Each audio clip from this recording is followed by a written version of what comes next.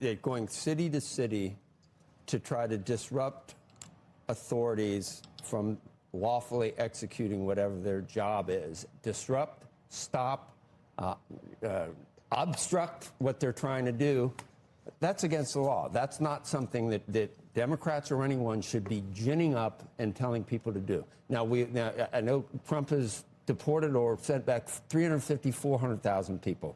Barack Obama, your guy, as you called Trump, but my guy, it was 5 million. It was 5 million over 8 years.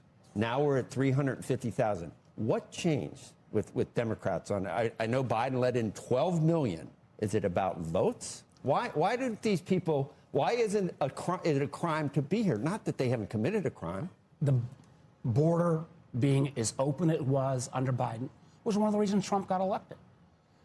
But the idea... So you're glad it's closed now? Do I think we ought to not have a fully open border? Absolutely. I've said that all along. So with the 12 million that came in, what do we do? The question I have for you is closing the border versus sending out ICE agents across the country to randomly pick up people based on quotas that have committed no crime. How did Obama deport 5 million? Done at the border. I think it was a lot of that was done at the border. They were sent back. And the truth is, I don't think the American people signed up for this, where you see people who are working. There ought to be a path towards legality. We've worked on that. We've screwed that up, immigration reform, for years, both sides. But the idea that we're going to send in these ICE agents, by the way, Joe, do you realize ICE used to take 5 to 6 months to get trained? They've now lowered the training period to 47 days. Why 47 days? Because Donald Trump's the 47th president. Tell me that's a rational approach. I'm not obviously I'm not going to take that bait and say it's a rational approach, but Joe, you can't pick your facts.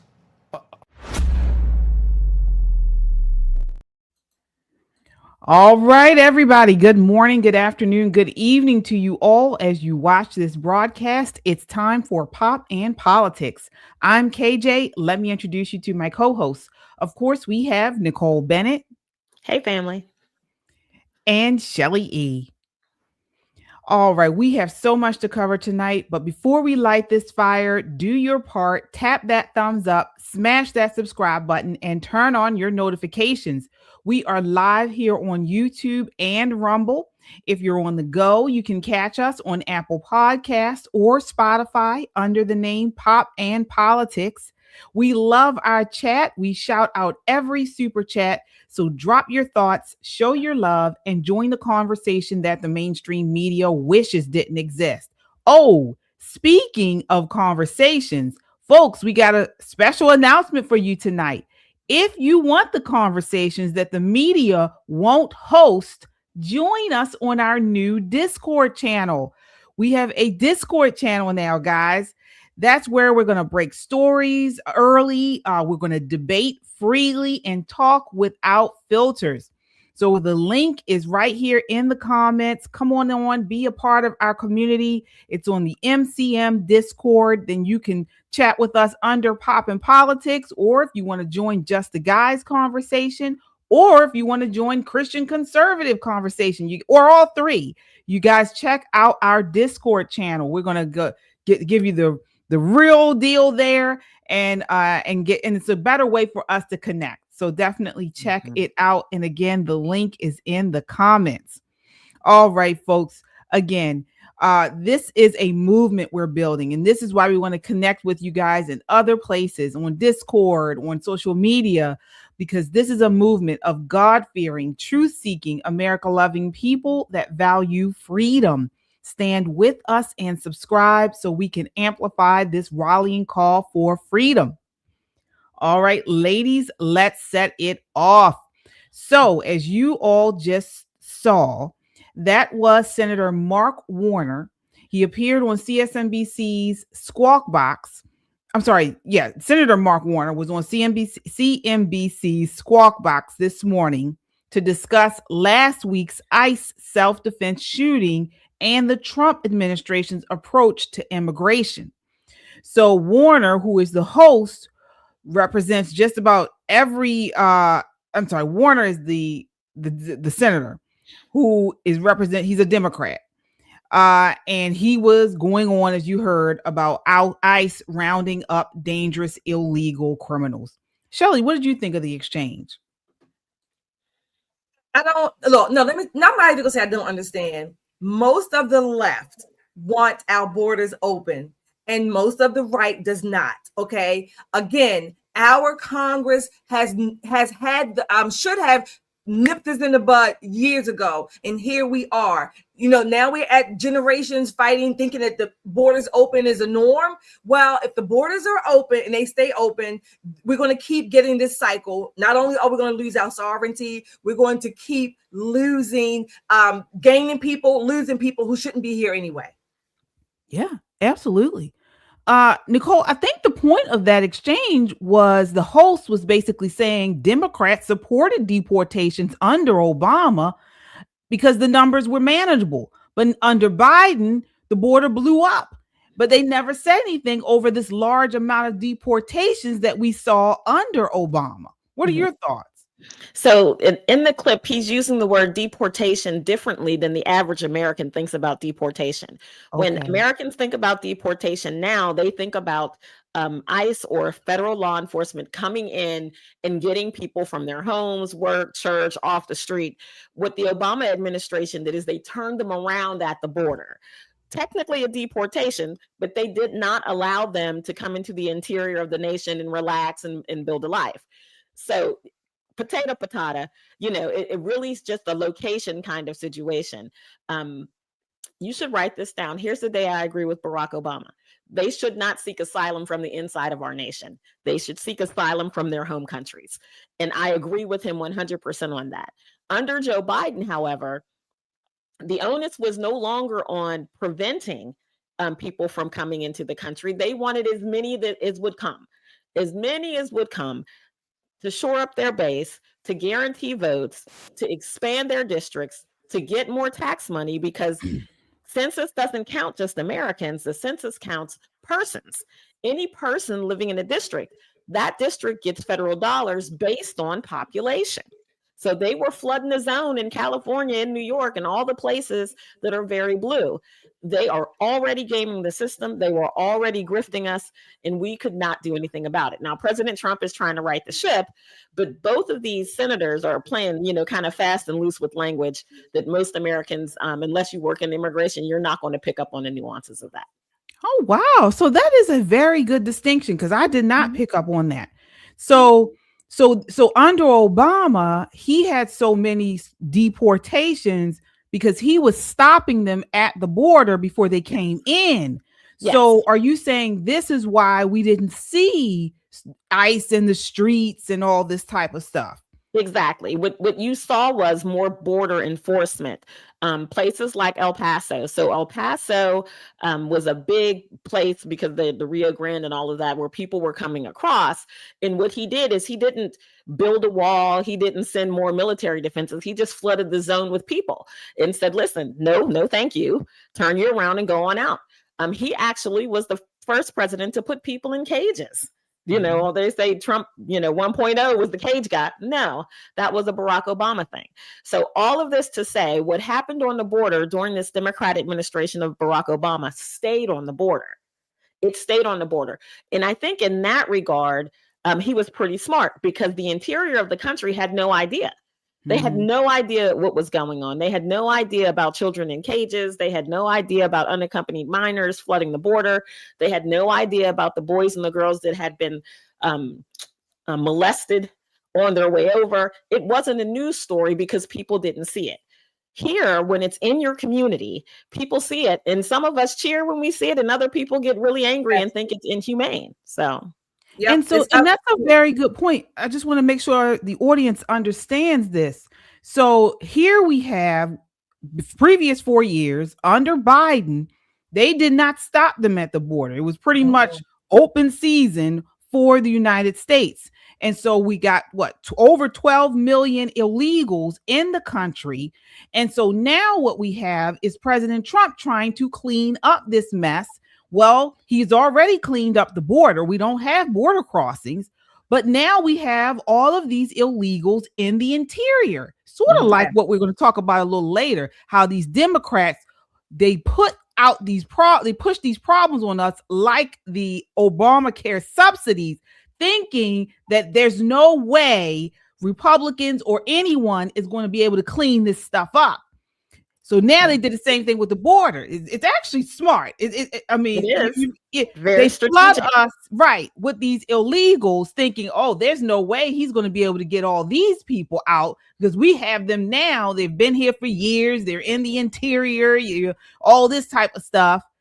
But Trump is like, no, I'm still going to do my job. I'm going to get these people out, come hell or high water. And if it means flooding these cities, these sanctuary cities, another thing that the Democrats are trying to do to stop it, then I'm going to do it. And Absolutely. This is what we see in the news now. That's exactly right. Under Obama, like Nicole said, you can basically say it was out of sight, out of mind, right? Exactly. That's the media. They didn't show it. Maybe they didn't know it, but certainly wasn't shown. But I was looking back today, and this is what I wanted to say. In history, we have a few presidents, Democrat presidents, who deported or removed more than the next Republican president. For instance, Woodrow Wilson, a Democrat, according to the Cato Institute, he removed during his 8 years in office, he removed about 165,000 immigrants, illegals. The next Republican president, Harding, moved about 60,000. That was another thing with the Democrat Franklin Roosevelt. He removed about 172,000. Franklin Roosevelt. And after that, the Democrat, Dwight Eisenhower, removed about 110,000. So there's in history, it's not unknown that Democrats have removed more, again, out of sight, out of mind. Of course, maybe there were not policies like we have today, literally going in to remove people. But again, this problem, I said it before, it's been brewing, particularly under Biden. Under Biden, things surged astronomically. And now we are just, at the very least, trying to get a rein on it. Yeah, agreed. Yeah, that's what it is. Yeah, that's basically what she said. Yeah. Absolutely. Folks, as you come in, hit that like button. It helps to get this video out in front of a wider audience, and we appreciate the support. Hit that like button.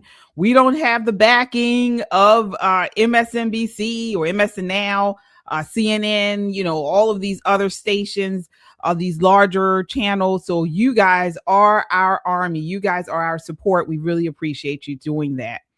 All right. So want to move on here. I mean, again, staying on this illegal immigration segment to last night's Golden Globes. All right. So, of course, the leftist Hollywood crowd are uber liberal, uber leftist, and uber nuts. Take a look at this next clip. This is pathetic actor Mark Ruffalo going off about ICE, and he's actually wearing a pin for Renee Good. That is the lady who obstructed the ICE officer in the fatal shooting in Minneapolis. This is clip 2. Mark, what's the pin? It's for Renee Nicole Good, who was murdered. We have a vice president who's lying about what's happening. We have we're in the middle of a war with Venezuela that we illegally invaded. He's telling the world that international law doesn't matter to him. The only thing that matters to him is his own morality. But the guy is a convicted felon or convicted rapist. He's a pedophile. He's the worst human being. If we're relying on this guy's morality for the most powerful country in the world, then we're all in a lot of trouble. So this is for her. This is for the people in the United States who are terrorized and scared today. I know I'm one of them. I love this country, and what I'm seeing here happening is not America. It's just not. Mark, why do you feel that this platform is still useful to spread a message like this? Listen, I want to pretend like this is, I want to be here to celebrate, and I am here to celebrate, and I'm proud to have a Golden Globe nomination. But also, this is not normal anymore. And so I don't know how I could be quiet, and I'm feeling a little sick, so it's hard to BS right now. So you're not normal, and you're disgusting for coming out having a cold. Now you're gonna make everybody else sick. Nicole, what is your response to him? Trump ought to sue the pants off of him. He ought to sue him for all of those Latinos that work at his house, that tend his garden, that mows his lawn, that washes his car, that cooks his food. I have never, the last group of Democrats I've seen this angry about minority people being taken away from them were them with the slaves. You see what I'm saying?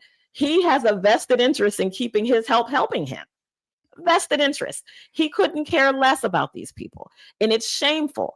Absolutely shameful. You're walking around with a pen that says be good. How about be ICE, right? How about stand up for this nation that you profess that you love, but at every turn, you do your level best to discourage Americans, to treat them poorly. You know, you're talking about America on an international stage. What do you know about the international stage? If I put a map out in front of you without the pretty letters on it, would you be able to pick out 4 other nations, not including Mexico and Canada? I dare say not, sir. So I think acting is a very useful thing. They're sometimes very entertaining, although some AI movies are much better than what Hollywood has been producing lately. I really feel like maybe he's feeling a little displaced in this new world. We don't really need the activist, you know, super wealthy slime ball kind of actor hanging around lecturing everybody. I don't think we need them anymore. No reason to produce the Golden Globes because I don't know anyone else who watched it. I watched a little bit just for you, KJ, but my eyes are still burning. Yeah, I didn't even watch it. Shelly, what are your thoughts here? I didn't watch it at all. Didn't even know it was on. But let me say this. Mark slipped up a little bit when he was rightfully saying something about a pretend world. Because that's the world he lives in. He lives in the pretend world. He actually thinks his acting or his movie sets are the real world. But in real life, people need to be protected. Illegals need to be off of our streets. Criminals need to be, locked up. Certainly the violent ones. And you see, Mark's pretend world tells him that all this doesn't exist because he has the 24-hour security. He even has, I would bet, some of those people that he's saying, I guess, intimating they should be here, the illegals, like you said, serving him in a servile position. They can't speak up to him because they rely on him to provide their means and their needs to whatever degree. And I would suspect they probably live in fear because if they say something, he's probably going to get them deported, okay? Because they're not going to be servile enough. Let them dare have an exercise of confidence to say, you know what, Mark, maybe I don't like the way you're treating me. Oh, they're gone. They lose all whatever benefits that he provides. So his pretend world, his little village that he has created for himself affords him the opportunity to believe that the rest of the world is pretend and his is real. And it wasn't just him. He was not the only one wearing these Be Good or Renee Good pins. There were multiple celebrities at the Golden Globes last night wearing them. But what about the victims of the violence of these illegal aliens? We have an image here. I believe her name is Kara Thompson, image 1. Kara Thompson. She was right here in Maryland. Yeah, right in County last summer. Yeah, she was killed by an illegal alien. Say again. She was more than killed by this illegal alien from Guatemala. Right, 19 years old. 19 years old, exactly. No pins. No shout outs at the award ceremonies, not even at the news covers it. But you don't hear these celebrities, talking about the victims. Lake and Raleigh, another one. Who else was it? Jocelyn Ingray. Right? I mean, the list goes on. We don't know these names. These are the victims. Now, again, any lost life is terrible. It's tragedy. Again, my heart goes out to this woman this activist in Minneapolis.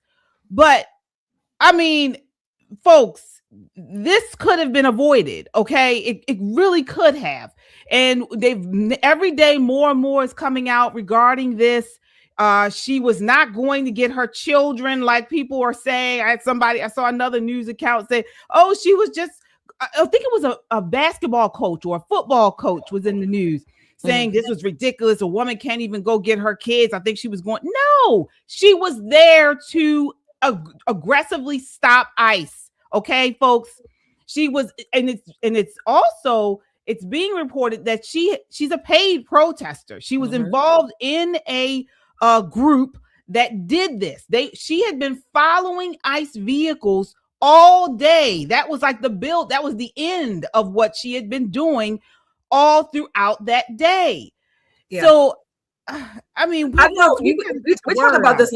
Oh, I'm sorry. We talk about this a lot in here, and again, one of the things is that the media, and you mentioned like the media, they don't say that. Well, they might say the victims' names, they might cover the stories, but they don't cover them from the perspective of the victims and their family. You know, they make it, don't get me wrong, it is a sob story, and I mean literally it's a sob story when you hear about the victims being murdered, but they make it a sob story only to the degree that it will get people kind of hooked in. And then you feel sorry. They want people to feel sorry for the murderers and the illegals who committed the crimes. I'm going to quote, I think is media. I think Mark Ruffalo, media, most effective devil in America. You know, and it's so true. There is more and more coming out about this Minneapolis shooting, about this woman. What's her name? Renee.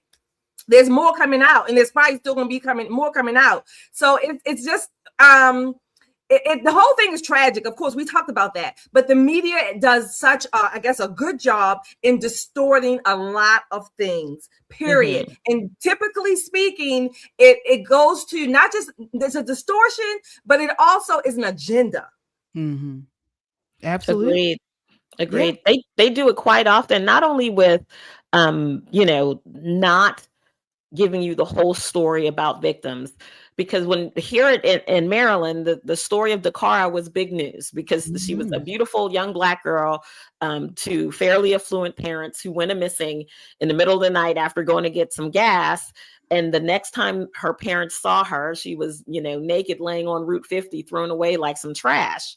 So, everybody's looking, everybody's trying to figure out what happened to Kara. Then once we got some more information about what actually happened to her, the absolute waste of human life that assaulted her, sexually assaulted her, and tossed her out of his window like so much garbage onto the side of the highway is an illegal alien from Guatemala who lives in a household full of other illegal aliens. One of the other people who were in the house, the wife of the culprits or the alleged culprit's brother, again, all illegal, said that she heard people having sex and the woman didn't like it. And that was the police translating her dialect of Spanish to the best of their ability. And so they asked her, did you call the police? And she's like, no, we're not calling the police. Everybody here is illegal. So not only did ICE and the police get him, because he now has a detainer, but everybody else in the house who was illegal had to deal with ICE. This is, when you think about the depravity that happens, the absolute depravity that happens on American citizens, and other Americans turn around and laud the people who are doing it, want to protect the people who are attacking Americans. This is why we're divided. We're not divided simply because somebody has an R or somebody has a D. We see the world from two different perspectives. And until we can find some middle ground, this 58% that's battling hard for Trump and conservatives and traditional America, we're going to have to keep fighting these people because there's something wrong with them. There's something absolutely wrong with him when you can look that man in the face and say, oh, maybe he had a terrible childhood and that's why he took the life of this 19-year-old.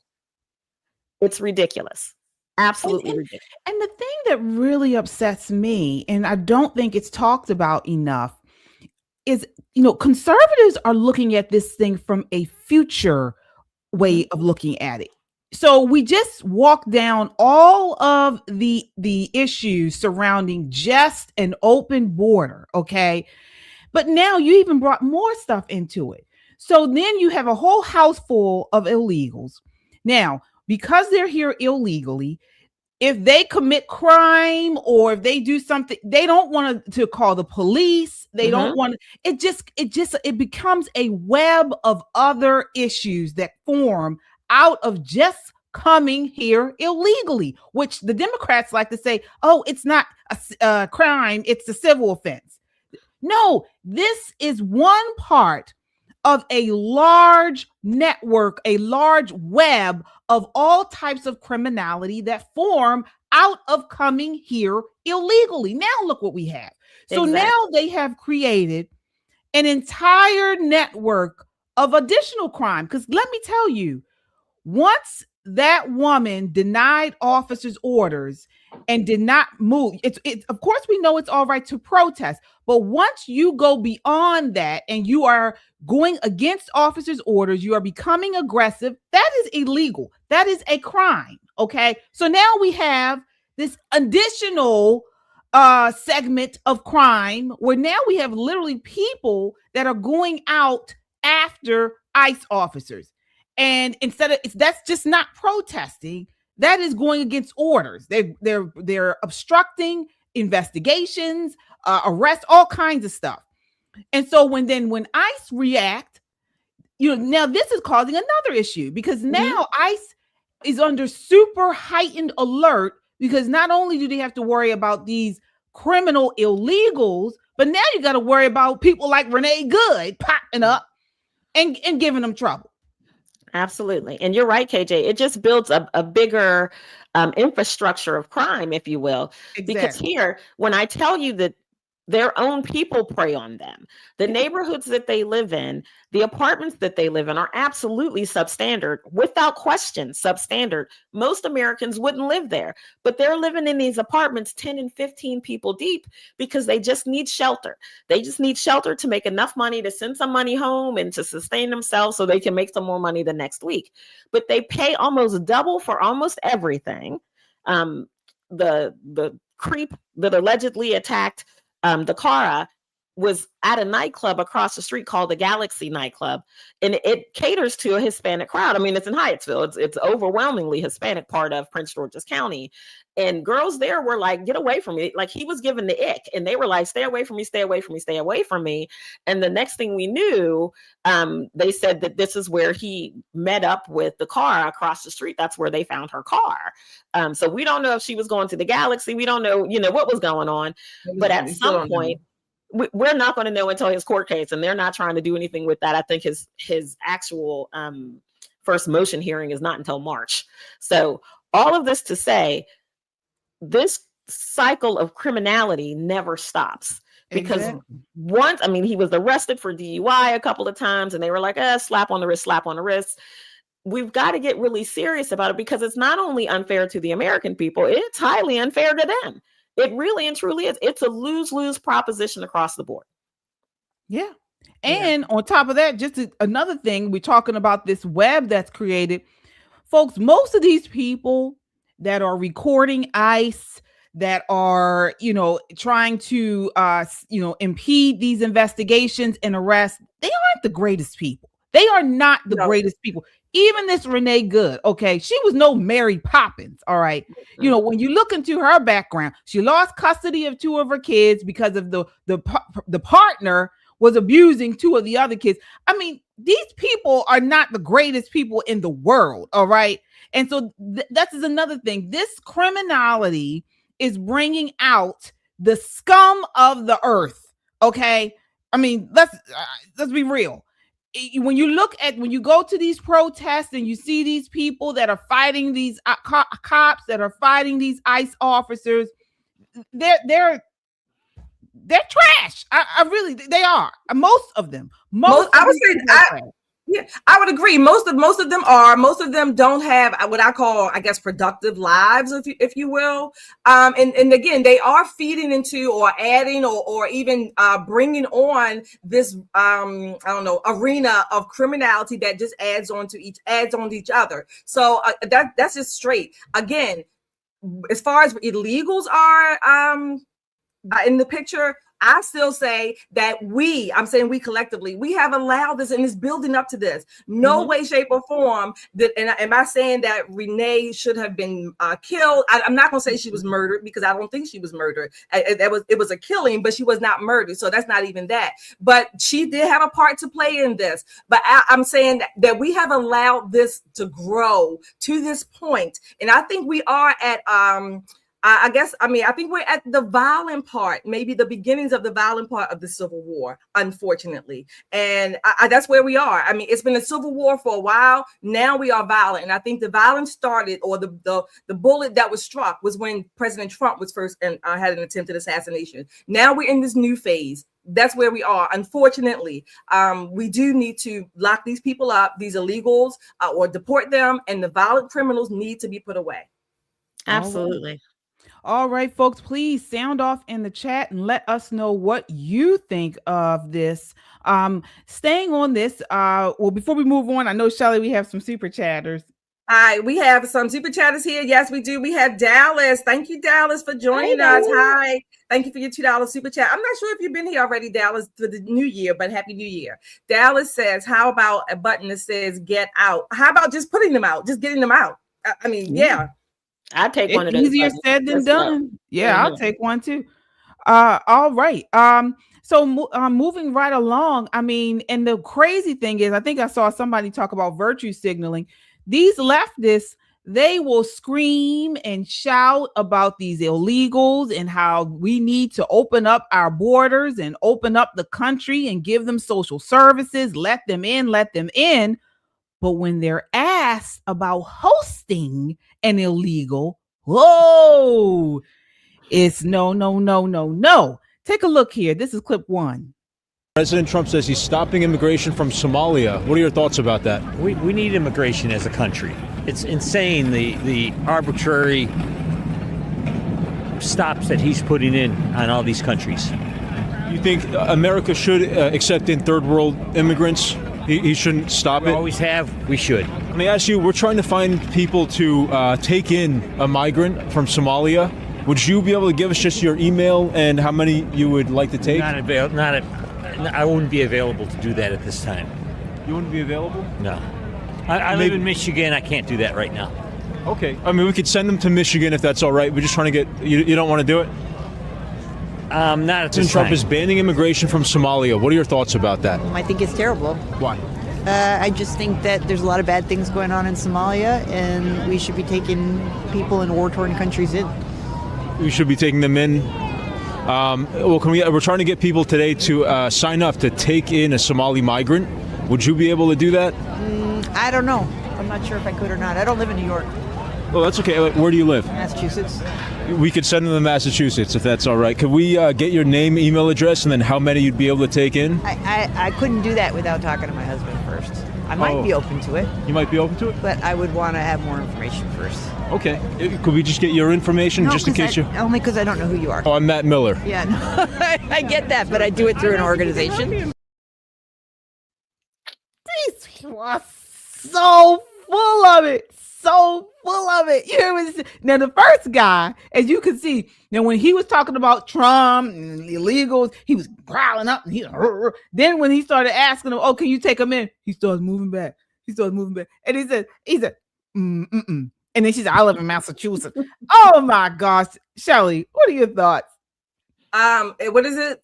What's good for thee is not good for me, or however the saying goes. That's what they're saying. Basically, these people, all they know, for the most part, I guess I would say, is what they are taught and fed, right? And then there's an emotional component that's always attached to it, and that emotional component is usually what's driving everything.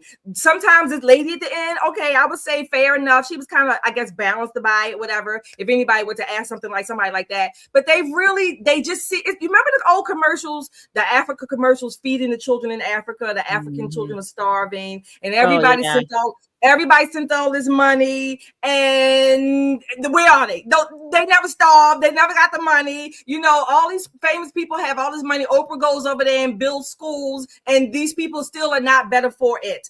So it's just a bunch of pablum propaganda. That's what it is, basically. And these people, all they think of about these illegals in what's his name, Mark Ruffalo's case, is how they can use them, or how they can serve these celebrities celebrities or whatever. They don't care about these people at the end of the day. And fine, they don't know them. They're far removed from them. Most of us don't really, quote unquote, care about people we don't know about. But it's a step level, a level bigger than that, because the media plays up the propaganda. And again, that's the huge part of the agenda, at least for me.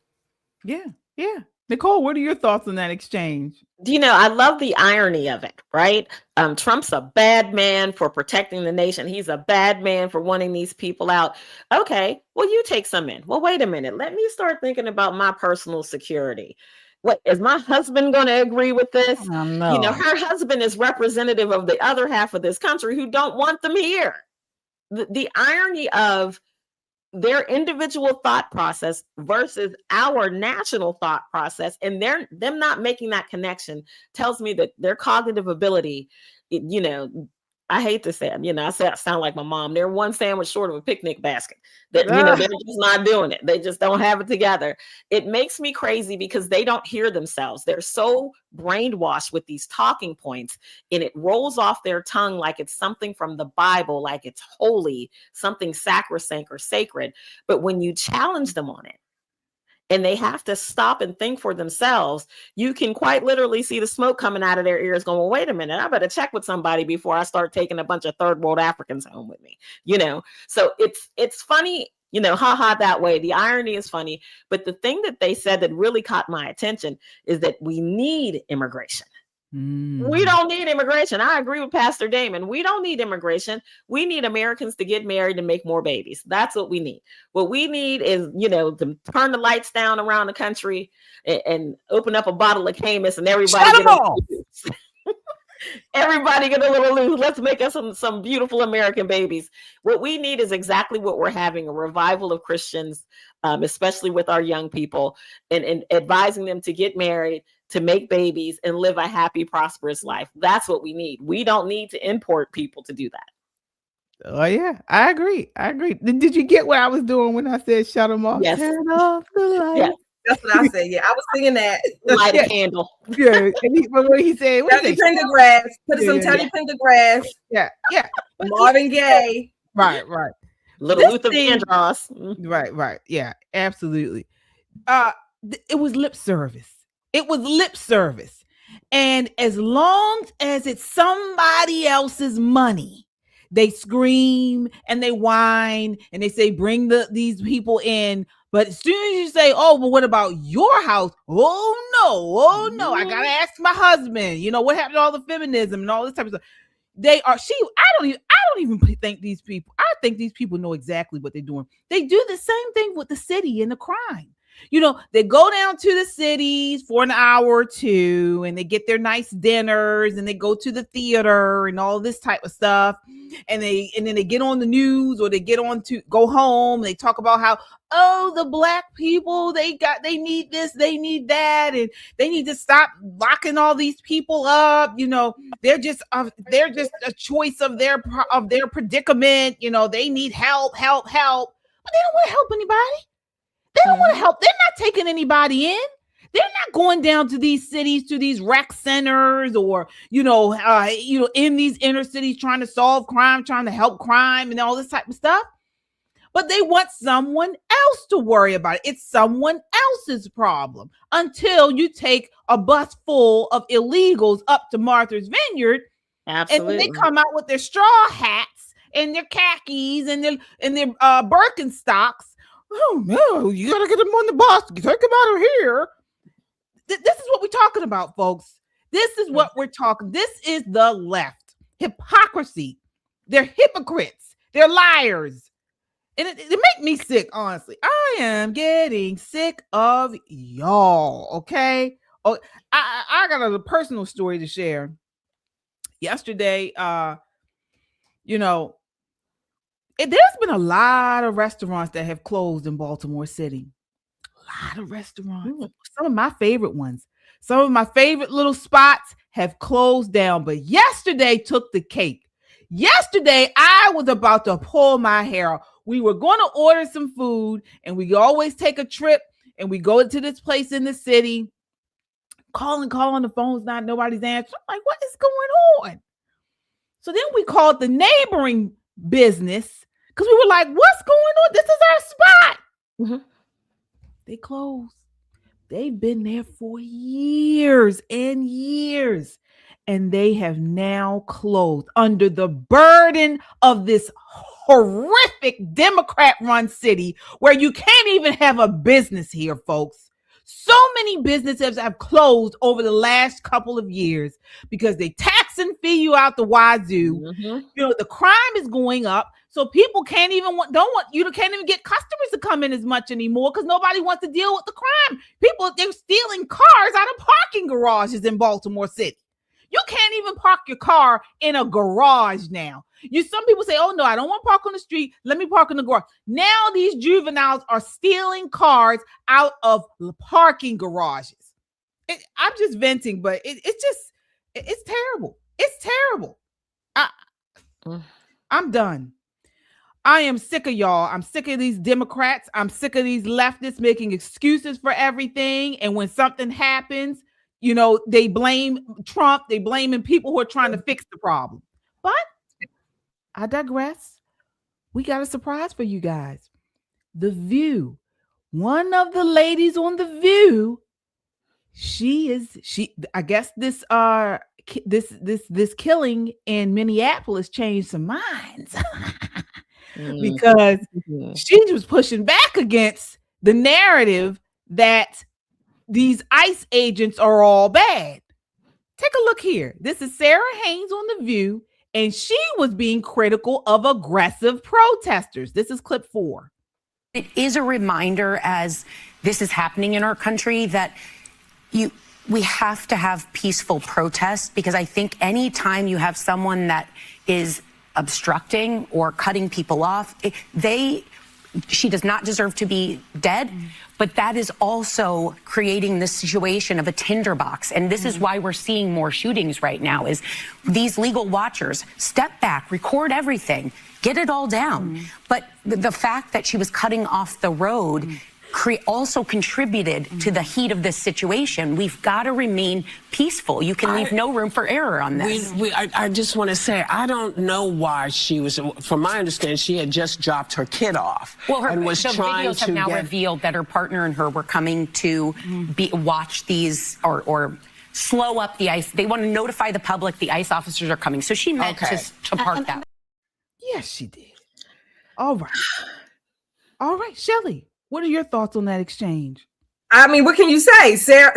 I think that's Sarah. She said these are the contributing factors to this whole event, and she's right. Again, you all know me. I'm going to still say free speech. I've never advocated for violence during your protest. I stay on the protest. That's all. The free speech. So if people want to make that out, that's what I'm saying. No, that's not what I'm saying. I just say the free speech. She has a right to protest, but she does not have a right to block people in and chase the ICE, whatever they were doing. So, and I've said that before too. So again, and she has contributed to her own demise, unfortunately. So we are at a stage in our country right now where this I don't know what you call it. This kettle bomb or whatever, I forget what you call it, is this going to boil over. It's going to boil over if people don't stop the aggressive, violent behaviors. And for the most part, the civilians are going to be the ones in the boxes and put 6 feet under, more so than the ICE people are. Yeah. Folks, it's simple. Just obey the law. It's okay to monitor, have your video cameras out and all this type of stuff. But you're not supposed to use your vehicle to block ICE agents, to block their vehicles, jumping in front of vehicles, trying to pull ICE agents' guns. I've seen that. I mean, it's been all kinds of stuff. It's just simple. Why is this so hard? Just don't do the crazy stuff. Nicole, what are your thoughts? But KJ, the crazy stuff is what makes them TikTok stars. Exactly. The crazy stuff is what gets them a seat on The View. The crazy stuff is what makes people make buttons with their name on it. The crazy things separate them out. So, and the crazy things would get your ass shot. Absolutely. Will get you dealt with. And they're finding it out. Because what the administration has decided to do, rather than step back, we're flooding the zone. Mm-hmm. We're flooding the zone. You got problems with the 1,000 officers you have there. Well, here's 1,000 more. And we can continue to do this all day. But what's going to happen is you will obey these laws and we will get to the bottom of this fraud. You're not going to scare us away. All of this bluster that you see from these paid protesters and the handful of people who naturally are coming out, it makes me wonder, where are the other 6 million people who live in Minnesota? Where the hell are you people? And don't even get me started on the Republicans in Minnesota. If there are only 108,000 Somalis in your state, why did they adopt the Somali flag basically as their state flag? What were you doing? Was this that Minnesota nice that prohibited you from standing up on your own 2 feet? I have had it with people being on their back foot with these immigration people. I've had it. I have had enough. Americans have to stand up.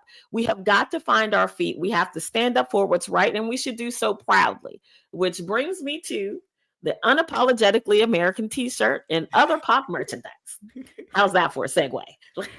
Yes. So listen, every episode I tell you guys, you get this merch. So what I'm going to do is I am blessed enough to go to a bunch of fantastic places and do some super strange weirdo things. So what I'm going to do is pack my shirts and my hoodie and try to get you snaps everywhere that they will allow me to wear it. Next week, I will be visiting Kash Patel at the FBI, but the FBI requires that you wear business clothing when you come into their building. But I might be able to sneak my t-shirt in and make a quick change in the bathroom and get a couple photos and then quick change back into something appropriate. But get yours now so you can be in our number of people who are standing up for this nation. And don't be afraid. We need to be unapologetic about our stance, about our nation, about the tradition of this country. I've heard immigrants say Americans don't have culture.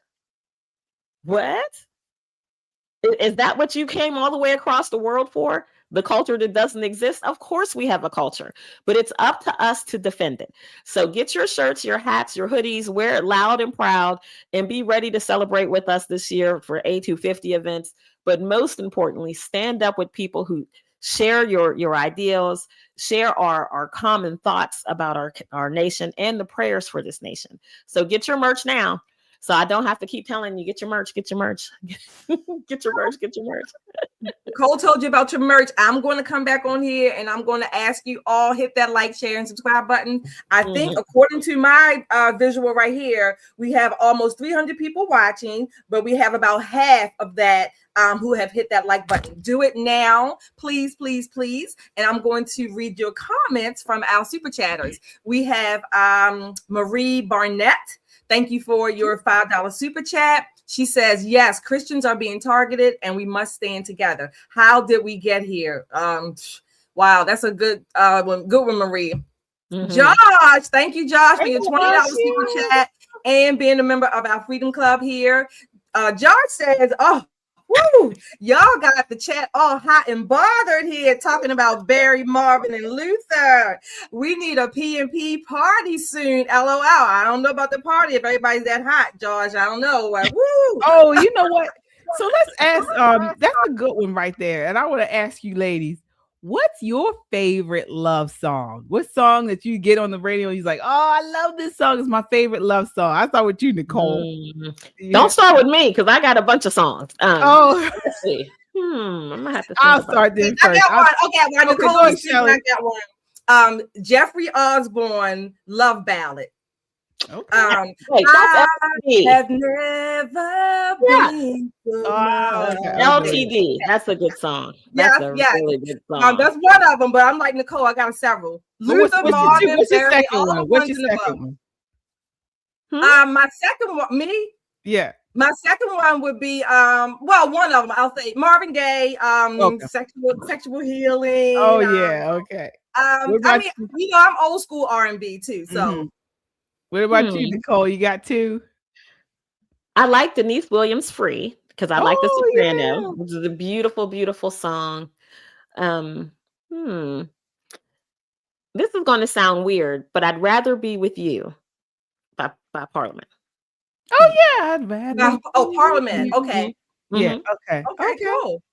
Well, I Everybody, got put your favorite love song in the chat. Everybody. Go Yeah. ahead. I have two. So my one is "Saving All My Love" by Whitney Houston. I love Whitney Oh Houston. my gosh. "Saving All My Love." That was one of her beginning ones. Mm-hmm. And then my second one is "Adore" by Prince. Oh, okay. I gotta. Oh Lord, KJ, I've got a live version I'm listening to you. Let's see. Oh, there's this song called. Somebody put Lionel Richie in there. I have one song by Lionel Richie. I think it's just beautiful. It's "I Love You." Oh, okay. It's just a beautiful song by Lionel Richie. "I Love You." It's just beautiful. So I like his duet. The duet he did with what it was Diana Ross. Oh yeah. Yeah. For the movie, yeah. I really like this song called "A Couple of Forevers." And it's a beautiful song. It's a newer song. Oh yeah, by Chrisette Michele, right? I love that song. That song is just absolutely an amazing song. So there's lots of love songs. Yeah, lots of. I got some nice songs in the chat. Keep it coming. Yeah. Hit that like, share, and subscribe. Hit that like, share, and subscribe. And hey, keep it coming, everybody. Oh, Always and Forever by Heat Wave. That's a good one. Mm-hmm. Oh yeah. Sade, anything by Sade. All Crash right. Into Me by Dave Matthews. Yeah. Yeah. 12 Play by R. Kelly. Not R. Oh, yo, yeah, 12 Somebody said Super Freak. Somebody said R. Kelly. Oh, I remember 12 Play. Remember 12. Now that was my days, back in my days, 12 Play. Oh yeah, R. Kelly. No, R. Kelly had some really good love songs too. He did. He really did. Yeah, all right, everybody. All right, everybody, cool down now. Everybody, cool down. Come on back down to earth. I know. All right. Well, that was a nice little breakaway. All right. So let's get back to this. Sara Haines from The View was not the only one to kind of, have a little, not the only leftist, I should say, to provide a little clarity, a little reality to their side about these deportations. Bill Maher, he had a show this week. I believe it was this weekend, and he was talking to actor, I think he's an Australian actor, Joel Edgerton, and he was talking about, how he can see why young men appeal to President Trump. Take a look. This is clip 5, or I should say, can't change how President Trump appeals to young men. This is clip 5. We can't change who we are. Yeah. There's just so much of this shaming. A lot of it, people wonder why so many young men vote for Trump. Well, maybe because, he's one guy who doesn't make you feel guilty just for being born with a dick. It's true. It's a lot of his appeal. They make you feel, a lot of, not me, I'm old enough to remember when it was the reverse, so I get the backlash. What it was like to be born without a dick. If you're that I don't remember. But if you're 22 years old, if you're 22, you don't remember a time when it was the reverse. So you've only seen the backlash. You've only seen white men bad. Yeah. That was funny. Mm-hmm. All right. So, Nicole, what are your thoughts on this? Look, we start talking about love songs. I'm calling you Nikki. Everything's falling apart. It's just all coming apart. I don't know where that came from. Oh my gosh. Oh my goodness. You were thinking Prince, darling Nikki. That's no, what you were thinking. You were thinking Nookie. Right? What are you talking about? What a show. Always gotta go way. What a show. All right. Nicole, please. What did you think of the clip? I think he's right. For this generation of young men, they were brought up in the war on boys, even from kindergarten. They didn't get to act like boys. They had to act like girls and sit down and be quiet and put your hand up if you need something. Boys don't learn that way. Boys don't behave that way. But this generation of young men have been squeezed into this idea of flatness, of unisexness, right? So it doesn't matter if you're a boy or a girl, these are the rules and you have to conform. And it doesn't really work that way well. So we see a higher incidence of boys being suspended from school, held in detention. They have lower citizenship scores. And it's not because they're bad kids, they're just biologically different. And there was once upon a time that educators realized and appreciated those differences. Those times are behind us. So when we take a look at boys and not necessarily being boys, and you come through 12, 14 years of education of being told that your biological instincts are not correct, then finally you hear somebody say, hey, it's okay. It's cool to be a guy. You know, I listen to Joe Rogan just like you listen to Joe Rogan. And it's okay to be a man. And yes, that woman is beautiful. And you can tell her, hey, you look great. Can I take you out on a date? Small things. Bringing back the American man is the way that Trump won these young men over. Because finally, quite literally, they're like men out of the closet. Woohoo, I get to just have some testosterone. It's a beautiful thing. By comparison, Kamala Harris tapped Tim Walz, who is the least masculine man I've probably ever encountered in my life. And I know a bunch of people who, bat for the other team. Much more masculine than Tim Walz. Much more masculine than Tim Walz. So he didn't appeal to these young men at all. If anything, he was kind of the poster boy for being emasculated. So these young men went to Trump, listened to what he had to say. You had Charlie Kirk banging him over the head. You had Joe Rogan banging him over the head. All of these people saying it's okay to be who you were born to be. And that is very seductive to people who have been repressed for 14 years of their lives. So I think it was a good look. I think he's very popular. Picking Pete Hegseth for Secretary of War and J.D. Vance and Marco Rubio. You see all of these very alpha type men in his administration. It speaks to that. And he's going to do very well with young men in the foreseeable future. Yeah, absolutely. Shelley, do you think this is sort of a turning point? Do you think that more men are actually going to flock to President Trump if we continue down this road? Yeah. Okay. I got to make a disclaimer because I don't want us to get a flag. Okay. So just let me know. Just let me know how far I can go. Okay. There you go. Thank you. Let me put it this way. Y'all see that? Let me put it this way. Now, Josh was talking about people getting hot. We just talked about all these love songs, whatever. Let me tell you why President Trump and the men are flocking to him for whatever, mentorship, whatever you want to call it. You know why? Bill Maher was correct because most women just like a good damn dick. Okay, I'm sorry, Pastor Damon. Okay, I'm sorry. I know, close your ears, Pastor Damon. You didn't hear that. That's what they want, a nice, hard one. Okay, and they know all these little wussy men, weak men, who can't even find their two balls in their scrotum. That's not what they want. That's not going to keep us safe. They're not going to be the ones on the front lines. They are not. So that's what we're talking about. Real men, and I guess I'm going to say real women, that's what they want, real men. They don't want the ones who think they got a pussy. They want the ones who ain't afraid and know that they got a dick. I mean, look, I like to see a guy every now and then check on it. Like, you know how the guys used to walk and they put their hands down there? I want to see a guy do that every now and then. Put your hand down there and grab your stuff. Just make sure it's still hanging. Whatever the case may be. Okay, that's what women want. That's what women are. Ho. I don't want to touch.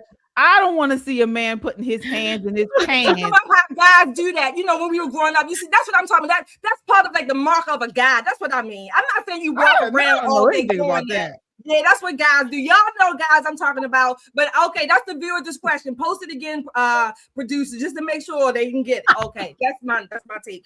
Before and after, right? Cool. Right. Oh my. That's God. it. All right. Well, I mean, she ain't wrong. I'm just going to say she's not wrong. Women like men, and I think a certain subset of women have grown up at a time where they're always right, where they rule the roost, and their husbands, instead of being the male counterpart to them, become more like their sons. And you see that on social media all the time. So Shelley, if you're looking for their balls, it's usually in somebody's handbag and he only gets them when she wants him to have it. And it's unfortunate, but that is the state of what happens when you tell some women that you're in charge and these men answer to you.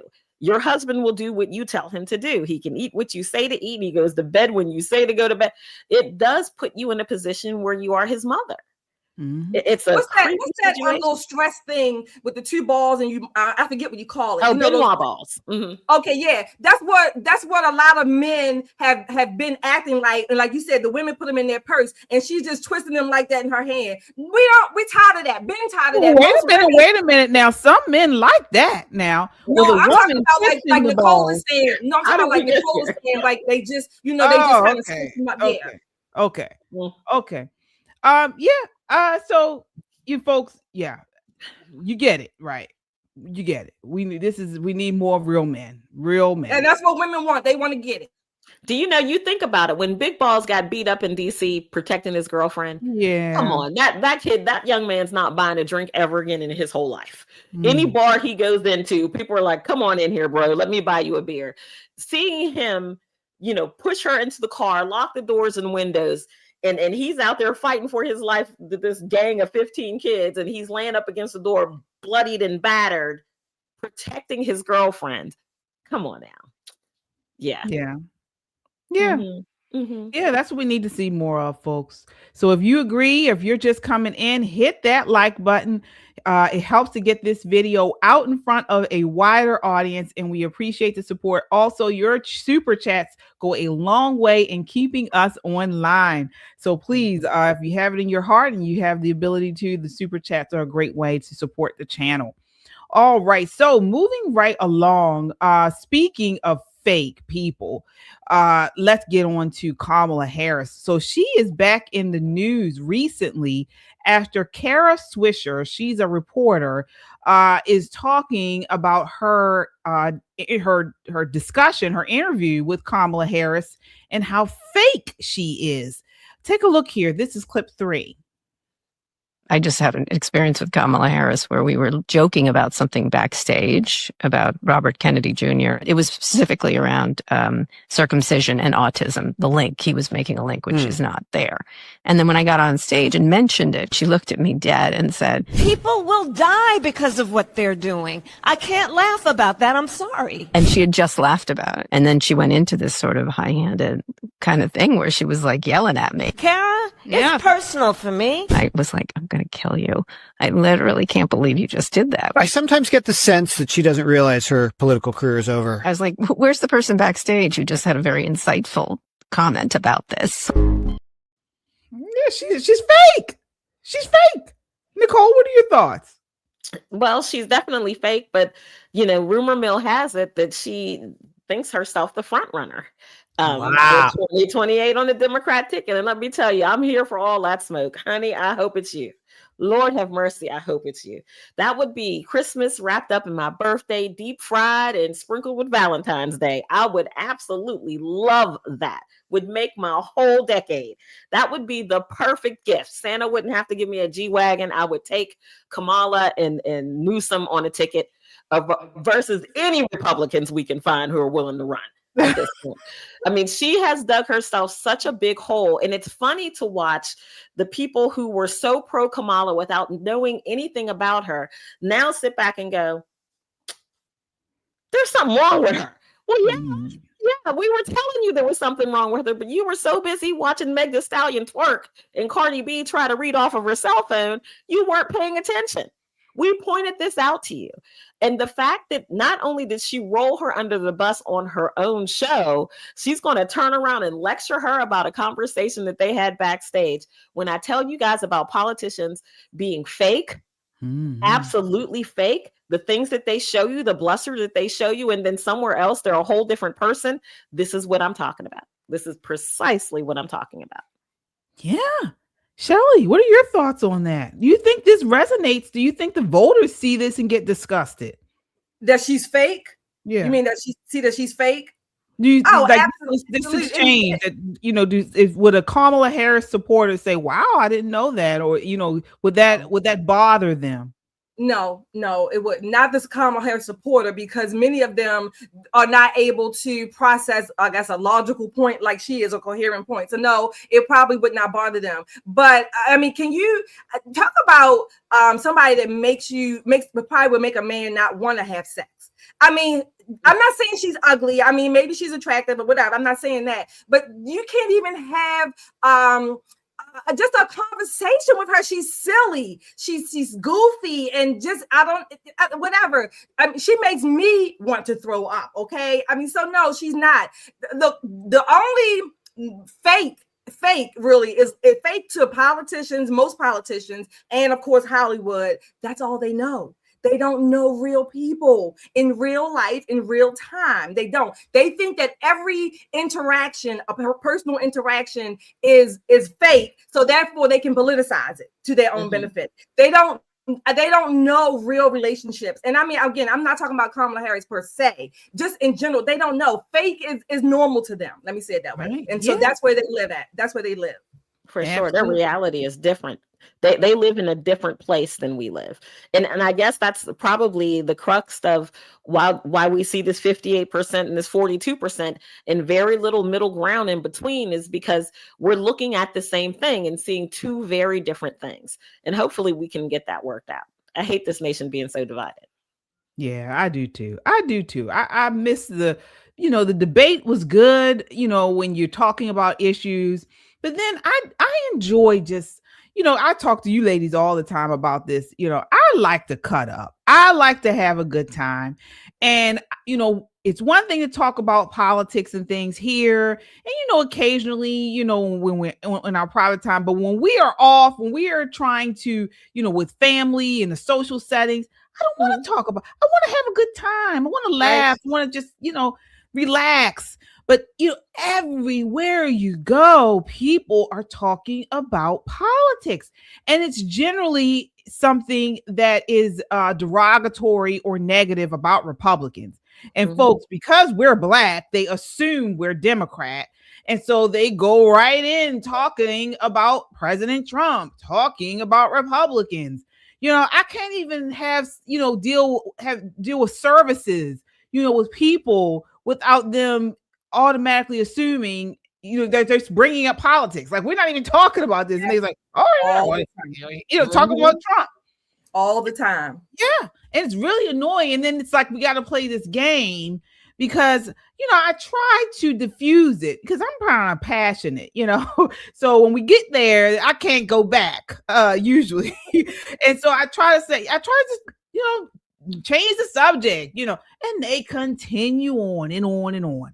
So I would love to get back to the day when everything does not revolve around politics. Agreed. Yeah. And hopefully we can do that. Hopefully we can. Hopefully these next 3 years, I pray President Trump is really able to codify his agenda and his policy, and we can see some real change in this country. But I don't know. And that takes us to this next topic, the Obamacare subsidy fight, folks. So here's the truth. This is going to be a tough topic, but here's the truth. Politicians won't say out loud this truth. Once the government hands out a benefit, reform becomes politically impossible.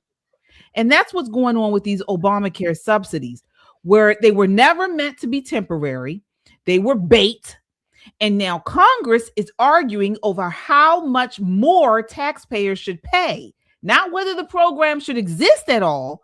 This is how entitlement traps work. And once you see it, you can't unsee it. Take a look here. This is clip 6. So I want to start here. You've got some negotiations, bipartisan group in the Senate saying they're pretty close to a deal that would bring back the ACA tax credits. It would also extend the enrollment period. What Republican-backed reforms are in that deal as it's coming together? What are the chances that it passes? Well, I can't yet tell you the chances that it passes because it has to conform first with what President Trump says he wants, which, by the way, I totally agree with. And that is, don't give 100% of the money to the insurance companies who take 20% of it for profit and overhead. Give the money to the patient, and she will use 100% of it for the health care that she knows that she needs. This, of course, is an expansion of health savings accounts. Again, giving the patient the power, not the profit to the insurance company. There's other things we need to do as well. But ultimately, we've got to make health care and health insurance more affordable, and that's the goal. And this Republican and Donald Trump both want that to happen.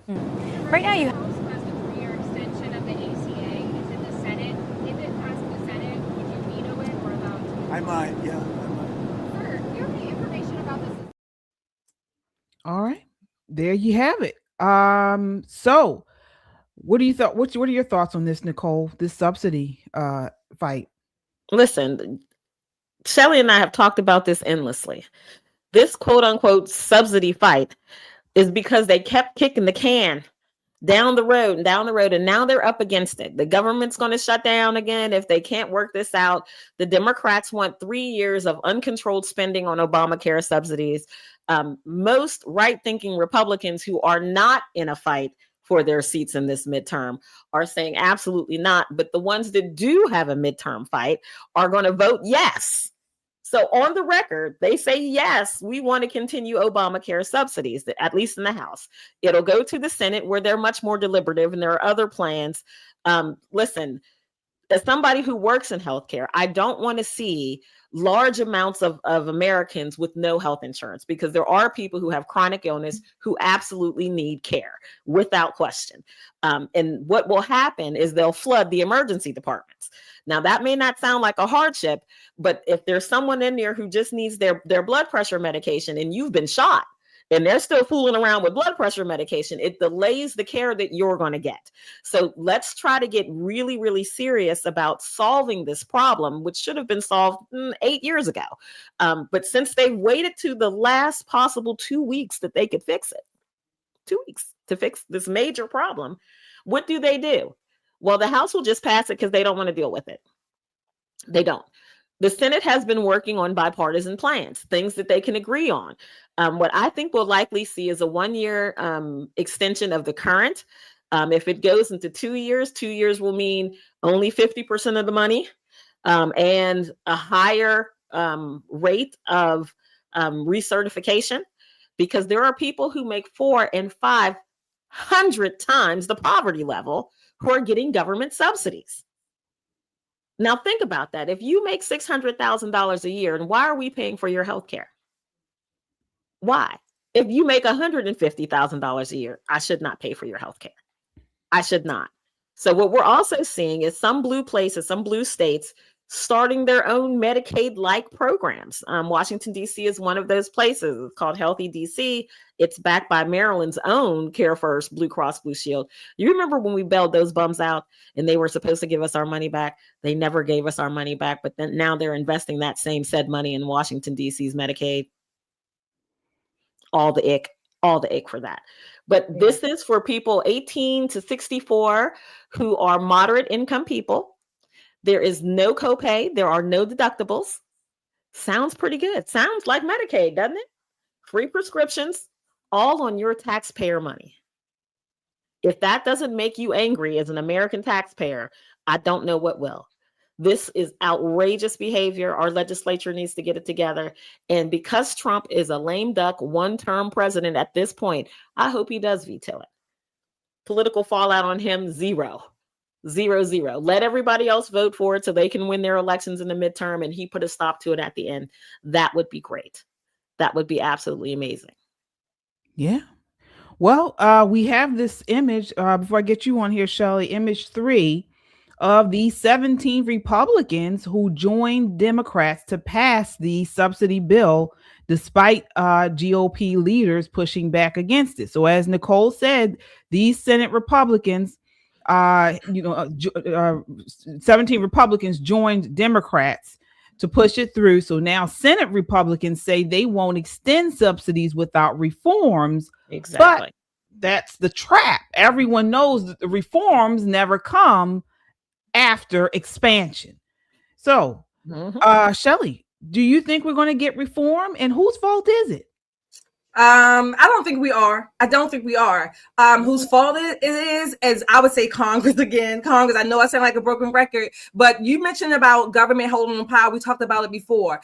This is the way Jeffrey Tucker puts it from the Brownstone Institute, because this was my first thing I had written down. Once government exercises power, it holds on to it for dear life. And I'm going to add, not only does it hold on for it, it expands it to be almost all encompassing in many cases or most cases, these big bills or big programs, Social Security, Medicare, Medicaid, the top three, if you will, they only get bigger. They only help a small few, but most of us pay for it. Okay. And most of us will not be able to partake of it to the degree that we think we are going to get a return on our investment. It's not going to happen. A few weeks ago, and I've suggested them on here. A few weeks ago, I wrote a letter, if you will, to the American Enterprise Institute. And I had basically what I have been suggesting the solutions are. Give Americans back their Social Security immediately. Give them back their Social Security. In doing so, with that money, we can have health savings accounts, our own, where it's taxpayer, American consumer directed. Why do we think that the government is supposed to pay for our insurance, our food, and invest our money for us by way of Social Security? Why? Well, why? Because Shelley, Democrat leadership have been long saying that health care is a right. It's a lie. I mean, they have been saying that. But even in that right, KJ, for the life of me, I don't know why many people don't see that it's not working. Okay. When you are in need of Social Security or SSI for your health care, what do you really get? You don't get the health care and quality that you think you are going to. And you are still limited in what you can get after 30, 40 years of paying into it, and your money is gone. So this is the scheme, if you will, the pyramid scheme that's played on all of us.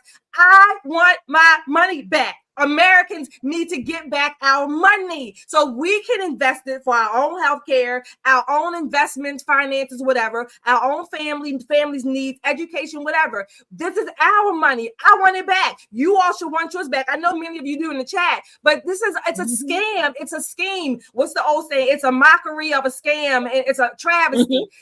A whole lot of money, billions of dollars. And this has been going on since 1930 something, if I'm not mistaken, when Social Security or, in that era was created. Certainly this program, Social Security, is huge. Medicare, Medicaid, across the fraud. No, we talked about the fraud before, but these programs are big budget busters, if you will. And whose budgets are they busting? Ours. And we're not, I don't think the reform is going to come. These subsidies sound good, but this was how long ago was Obamacare? And we're still talking about subsidies. Are you serious? It's ridiculous. That's because they went crazy during COVID. When people were forced to stay at home, they said, well, let me see what free things I can get. Right. So they work the system for what it's worth. There are still people who got on food stamps and other social assistance when they were forced to stay at home, who work every single day, who still collect those benefits. And that is the rub for a lot of healthcare executives when you take a look at who these people are, right? We've developed our own in-house plan. We also have the sliding scale. We're trying to meet people where they are. But when you come in and you've got a Birkin bag and you're telling me that you can't afford your copay, me and you're going to have a conversation. That either your priorities are misplaced, or you got one of those catastrophic plans that only pay once you die. You got to die first. And then they only pay, 80%, the 20% is going to be billed to your family. There are plans that are so horrible that if you have someone in your family or covered under that plan who has a catastrophic illness and you have a very high deductible and a very high out of pocket, what ends up happening is they're advised to accumulate a certain amount of debt. Usually around $5,001. $5,001. Once you get there, you can then apply for your state's Medicaid to sweep in as a secondary to your commercial insurance. So all the things your commercial insurance won't pay for, the secondary will come in and pick up. Now, that sounds great, except when you have millions of people doing it, guess who's paying for it? We're paying for it. And Trump is right. Give us back our money and see how much better we can do with it. I mean, I have insurance through Care First because, it's a Maryland company. It's very expensive. But when I go to my primary care doctor, I pay the cash price because it's much less than what I would have to pay my insurance company and my copay and my deductible and all of these other things. This cost sharing is out of control. If I'm paying you $900 a month for a health insurance plan for one person, I don't want any cost sharing. I don't want their nickel and cost sharing. But here you will have cost sharing, and it will be significant and profound cost sharing. Anytime the government inserts itself into any part of American life, you can expect poverty, debt, grift, scams, fraud, and abuse. You can expect that because they have built a whole ecosystem around Obamacare that didn't exist before. And this ecosystem feeds on itself, and there's no dismantling it. There's none of that. And again, just imagine if Americans, I'm just saying, if we were giving back our Social Security, all that we've put into it, whatever that amount is you put into it, whatever, if you got it back, just imagine what position that would put the American consumer in. We would be in charge, and the insurers would have to come to us and compete for our business. We would get to make the decisions. Not only would we become more educated as far as policy, but we would become more educated as far as finances, because maybe in my family, I don't need this particular part of the plan. So I'm not going to go to you if I got to pay this fee. Just like we would shop for food or cars or houses or whatever. We're going to shop around, and the insurers would be at our mercy. But when you have access to free money, taxpayers' money, replenishable money every month, the IRS Treasury gets a check or, a payment from the taxpayer. Insurance going to go there. Why not? Why would they not go there? Because they don't have to do anything, work for it. They don't have to do anything except lobby and get kickbacks and be friends and buddy with the politicians who we are paying for and who we are elected. They're supposed to represent us. It's a whole fraud. Fraud is the industry. Yeah. Well, one thing I'm starting to see as I'm looking into this whole healthcare situation, I hate to say it, but the Democrats are playing chess while the Republicans are playing checkers, folks. Now, all three of us have said this time and time again. The system is designed to grow. It's not designed to be fixed. Okay. So why would they even let Obamacare pass? Obamacare was forced people into government-regulated insurance markets, guaranteed insurers a growing base of subsidized customers, and the result, as we've seen, higher premiums, deeper dependency, and a massive voting bloc invested in a permanent expansion. Okay, so once people rely on these subsidies, cutting them becomes politically unthinkable for both parties. But both parties play the game. Democrats expand benefits, they create dependency, and dare Republicans to take it away. And then you have Republicans who sit back and say, oh, this is horrific, then vote for it anyway because it's the least bad option.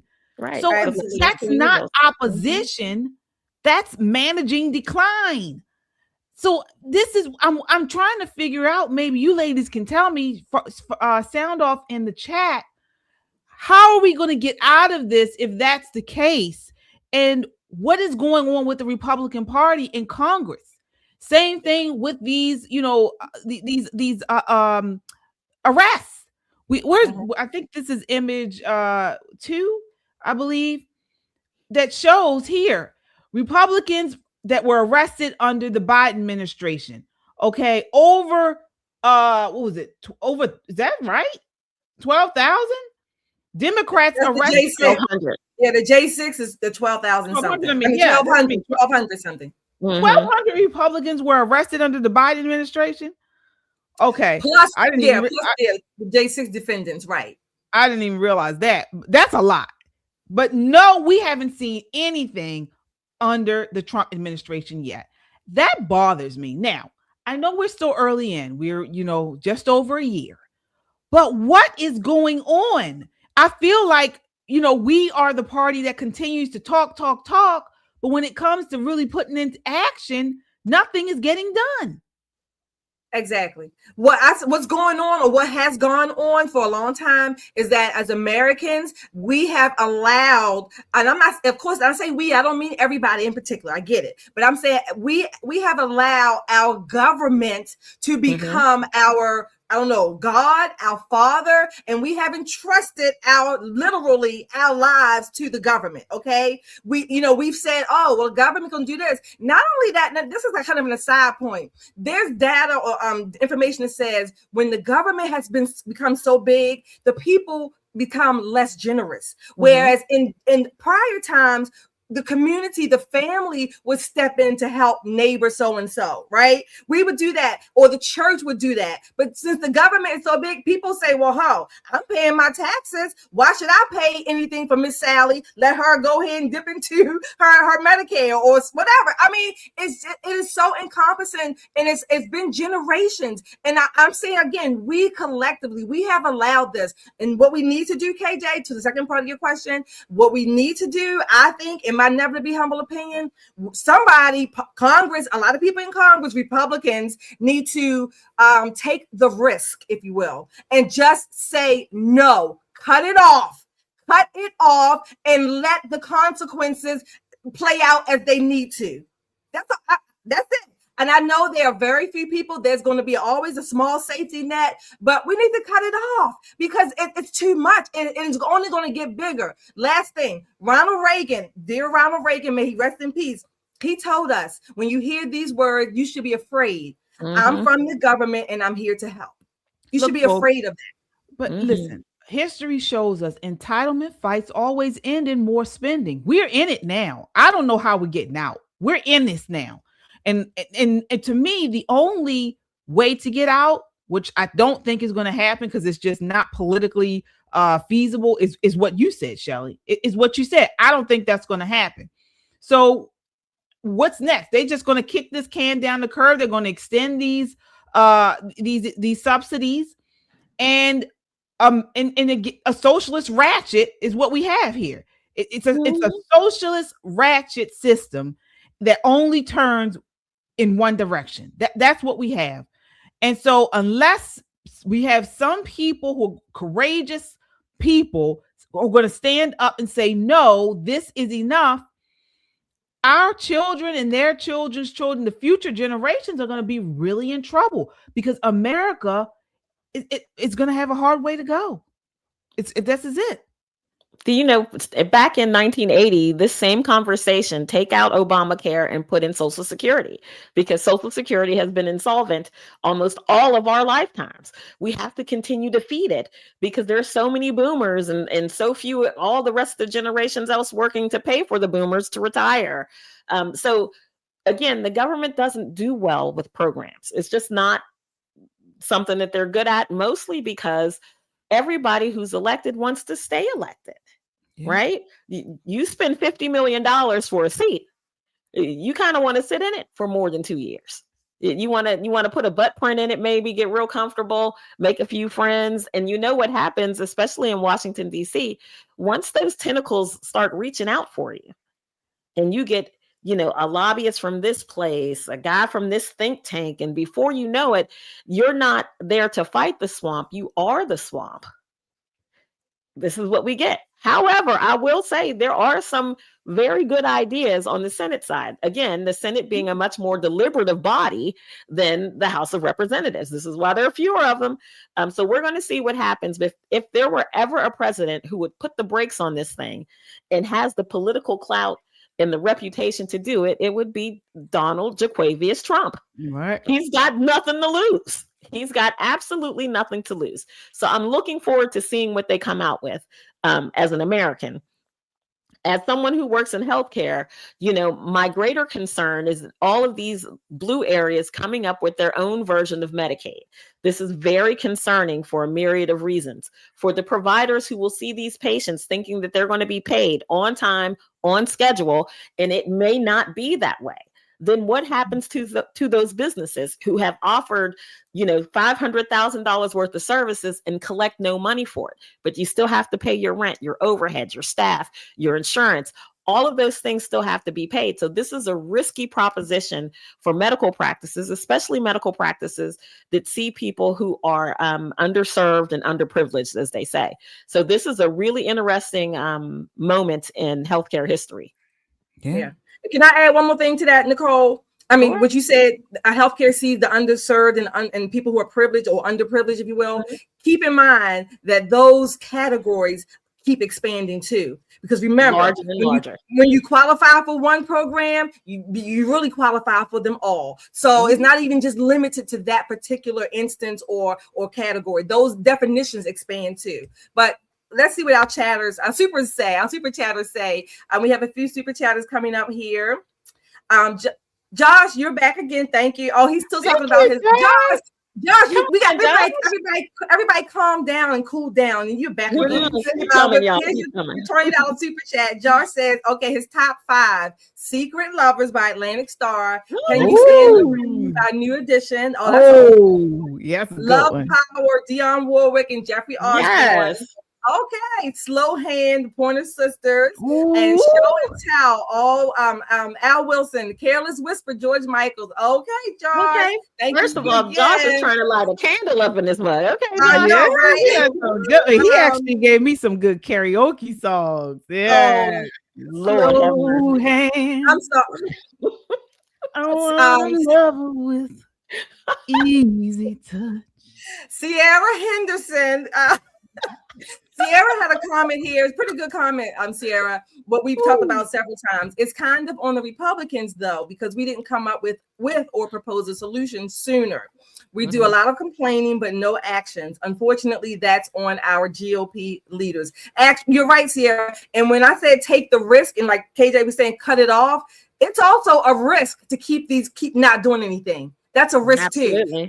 So take the risk that's going to at least make change for the better going forward. But until we get there, I don't think we're going to see anything different. Well, like you said, Republicans who refuse to confront these entitlements aren't slowing it. They're accelerating it. They're accelerating the collapse. So time really isn't on our side. All right, folks. Look, people laughing about this show has been crazy. This show has been absolutely crazy. But everybody else, put your top 5 in the chat. Don't let Josh be the only one in there with his love songs. Come on now. Yeah, yes. And also, what's your favorite karaoke song to sing? I'll share. Mine is you guys may not even know this song, but because I don't have a very high-pitched voice, I usually sing the Toni Braxton songs, but really I go off on Shallow for Lady Gaga. That's the song right there to sing. I got 2 that I sing, and I got one from I think I was in Mexico or a cruise. I can't remember which one. 2 of them that I sing. I normally sing Whitney Houston's "I'm Every Woman." Oh, that's a good one. Or I think it's Gloria Gaynor. I think "I Will Survive." Oh, that's a good one too. Those 2 for karaoke. Oh yeah. Nicole, so I'm not so much a karaoke singer, but I will do some MC Light or some Salt and Pepper on the mic. Oh, yeah. That's more my speed. Not so much, doing an impression of Whitney Houston, but yeah, I love Whitney too. All right, folks. Well, this is the end of the show. Thank you all so much for watching. We'll be back tomorrow. We'll be back tomorrow night at 7:30 for our special Tuesday night live show. So we can't wait to see you then. And then, of course, on Wednesday, we're live in the studio Wednesday at 8 p.m. But tomorrow we'll be back tomorrow night at 7:30 p.m. All right, folks. So until tomorrow, let's end it on ladies.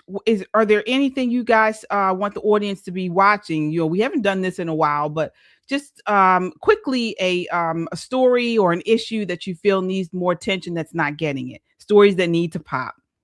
Well, I'm still waiting for the Supreme Court to talk about or to discuss the birthright case, the birthright citizenship docket. I'm still waiting for that one. I think that's going to be a pivotal decision. So I'm still looking out for that one. It's slated for March. So March, April is when we should get a decision on that. It's Trump v. Barbara. So it should be a very good decision. Lots of very interesting questions that have been coming down, but that's kind of in the vein of the stories that I think that need to pop. for people who are interested in how our Supreme Court works, and you keep hearing Democrats saying we should add more judges to the Supreme Court, we should add more judges to the Supreme Court, go on and read Ketanji Brown Jackson's, or I think, Jackson Brown Jackson. Go on and read her dissents, but get you some popcorn and a glass of something good and sit back and tell me if she sounds like a Supreme Court justice or if she sounds like an angry Black woman that's wiggling her neck as she's typing her dissent. It is absolutely hilarious how she and Sonia Sotomayor and Elena Kagan are working together to be like this liberal arm of the Supreme Court. But it reads like they don't get along. It reads like there's trouble in paradise. So I'm very interested in all that the SCOTUS does. I'm a big fan of the website SCOTUS blog, where you can find all kind of information about how the Supreme Court works, what they're thinking about, what they're working on, when we can expect decisions. It is just a really good place to hang out and find out more information about what's going on in our nation. All right. For me, it's what's going on in Iran, folks. All of the protests. There've been reports today that President Trump is weighing going in. I don't know what that means, but somehow intervening in the protest of Iran. They're protesting the Islamic regime. Also, there are reports of massive Iranians having dreams of Jesus and are now starting to reject the oppressive Sharia for Christ's peace. So many of them are in open objection of Islam. A lot of them, I won't say many, a lot, and many are coming to Christ. So definitely, folks, continue to research this story and pray, folks. We know the power of prayer.